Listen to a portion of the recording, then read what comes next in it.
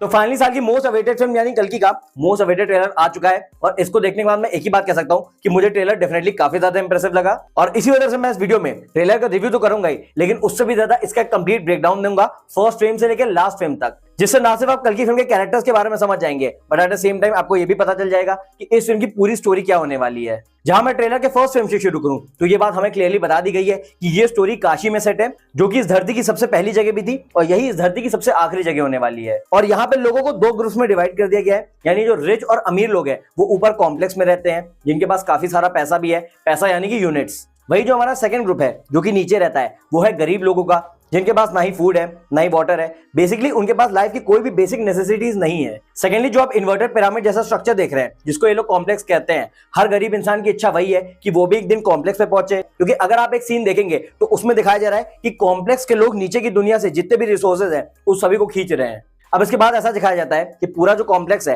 वो स्वस्तिका चैटर्जी के सुपरविजन में है। बेसिकली वो कॉम्प्लेक्स के सारे लोगों से ये कह रहे हैं कि डिफरेंट भगवान का जो कॉन्सेप्ट है वो अब एग्जिस्ट नहीं करता है, अब उनकी दुनिया में सिर्फ एक ही भगवान है जिसका नाम सुप्रीम यास्किन है और ये सभी लोग उसी को फॉलो करते हैं। इसके बाद जो नेक्स्ट सीन हमको दिखाया जाता है वहां पे एक बच्चा दिखाया जाता है जो कि हमको अश्वत्थामा वाले टीजर में दिखा था। यहाँ वो अश्वत्थामा से कहता है कि आप कई सारे लोगों को बचा सकते हो, लेकिन अश्वत्थामा उसको ये रिप्लाई करते हैं कि उनको सिर्फ एक ही इंसान को बचाना है। जिसके बाद हमको ऐसा दिखाया जाता है कि जितना भी इनफर्टाइल लैंड है वो फिर से फर्टाइल हो रहा है, प्लांट फिर से ग्रो होना शुरू हो गए हैं। इन सिंपल वर्ड जो पॉजिटिविटी दुनिया से खत्म हो गई थी वो वापस आ चुकी है। इसी वजह से एक इंसान कहता है कि रोशनी वापस आ रही है। अब इसके बाद दीपिका के कैरेक्टर की एंट्री होती है जिनको प्रेग्नेंट दिखाया गया है और उनसे अश्वत्थामा जाके कहते हैं कि आपने अपने गर्भ में भगवान को स्थान दिया है। अब ये डायलॉग बहुत ज्यादा इंपॉर्टेंट है क्योंकि ये इस बात को 100% सिग्निफाई करता है कि जिस बच्चे से दीपिका प्रेग्नेंट है वही विष्णु जी का 10वां अवतार यानी कल्कि होने वाला है, विच मीन्स कि वही है द चोजन वन, ना कि प्रभास का कैरेक्टर। वही उस युग में जन्म लेगा और कली का पूरी तरीके से सर्वनाश कर देगा। अब इसके बाद नेक्स्ट सीन में प्रभास की एंट्री होती है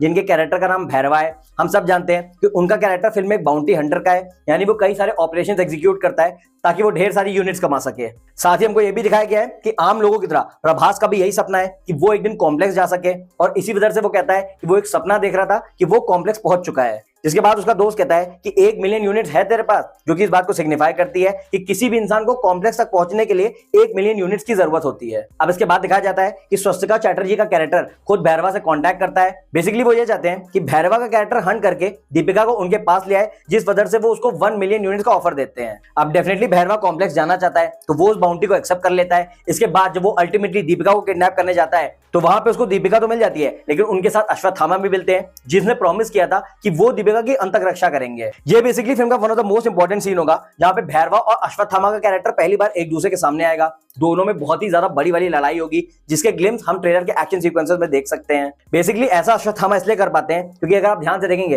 तो उनकी मणि जो है वो उनके माथे पे वापस आ गई है, which means in simple words कि जो भी पावर्स उनको इस मणि के साथ मिली थी जो कि उनको शिवजी ने दी थी वो सारी पावर्स अब वापस आ चुकी है। अब इसके बाद की पूरी स्टोरी ऑलमोस्ट प्रेडिक्टेबल है। अश्वत्थामा और भैरवा के बीच में फाइट होगी जहां अल्टीमेटली भैरवा को यह पता चलेगा कि दीपिका का कैरेक्टर प्रेग्नेंट है और अश्वत्थामा उसको भी ये बात बताएंगे कि उस गर्भ में कोई और नहीं बल्कि कल्कि पल रहा है। जिसके बाद डेफिनेटली प्रभास का एक चेंज ऑफ हार्ट होगा। उसको ये बात रियलाइज होगी कि कॉम्प्लेक्स वाले किस तरीके से दुनिया पे बहुत ज्यादा अत्याचार करना चाहते हैं और अपनी सुप्रीमेसी को मेंटेन करना चाहते हैं, which eventually will lead to the final battle, जिसमें भैरवा, अश्वत्थामा और दीपिका का कैरेक्टर तीनों साथ होने वाले हैं। उसके अलावा जितने भी गरीब लोग हैं वो भी उनका साथ देंगे और इनके ठीक ऑपोजिट पे होंगे कॉम्प्लेक्स के लोग, जिसमें स्वस्तिका चैटर्जी का कैरेक्टर तो होगा ही, लेकिन उसके अलावा कली भी होगा। अब in case you are wondering कि कली कौन है तो इस बात का हिंट हमें एक डायलॉग से लग जाता है जहां दीपिका का कैरेक्टर अश्वत्थामा से कहता है कि जिसने एक भी सांस न ली हो वो इतने लोगों की आखिरी सांस का कारण कैसे बन सकता है। यहाँ पे बेसिकली वो कली की बात कर रही है क्योंकि कली के बारे में हमेशा ऐसा कहा जाता है कि उसका कोई भी फिजिकल फॉर्म नहीं होता है।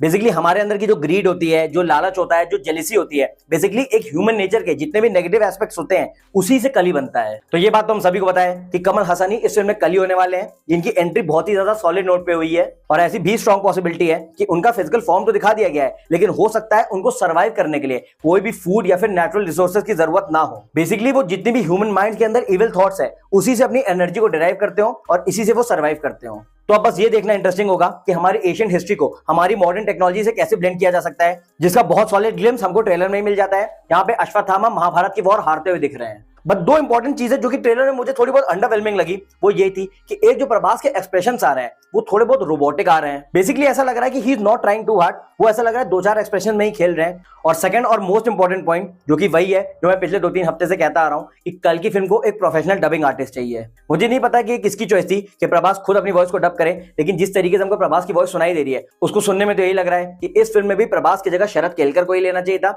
या फिर किसी और डबिंग आर्टिस्ट को ले लेना चाहिए था। तो ओवरऑल मैं ये कह सकता हूं कि मुझे पर्सनली कल की फिल्म का ट्रेलर काफी ज्यादा धमाकेदार और अमेजिंग लगा। हाँ बिल्कुल पाथ ब्रेकिंग या फिर एक्स्ट्राऑर्डिनरी नहीं है, क्योंकि जैसे कि मैंने बोला 2-3 चीजें थोड़ी बहुत ऊपर नीचे हैं, लेकिन उससे भी ज्यादा इंपॉर्टेंट बात यह है कि इसकी स्टोरी इतनी ज्यादा डेंस है कि मैं इस पे और भी ज्यादा ब्रेकडाउन वीडियो बनाने वाला हूं जिसमें हम कल की स्टोरी के और भी इन डेप्थ में जाएंगे। तो उस वीडियो को भी डेफिनेटली चेकआउट करना।